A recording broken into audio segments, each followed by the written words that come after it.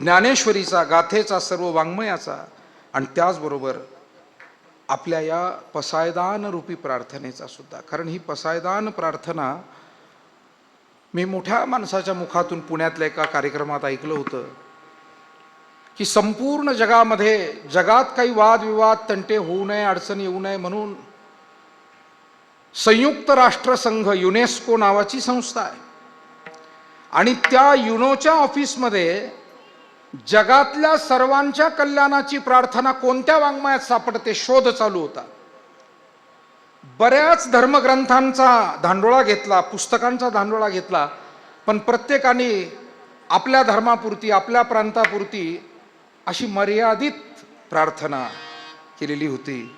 आणि हा शोध घेताना त्यांना आपल्या या वारकरी संत परंपरेमध्ये ज्ञानेश्वरीतलं पसायदान सापडलं आणि लक्षात आलं या पसायदानात केलेली प्रार्थना या चराचरातल्या, विश्वातल्या नव्हे त्रिभुवनातल्या सर्वांच्या कल्याणासाठी केलेली प्रार्थना आहे. किंबहुना सर्व सुखी पूर्ण होवो नीतीही लोकी भजिजो आदिपुरुषी अखंडित. माऊलींनी तिथे आपल्या हिंदू धर्माच्या देवतेचं नाव सुद्धा घालायचं टाळलं.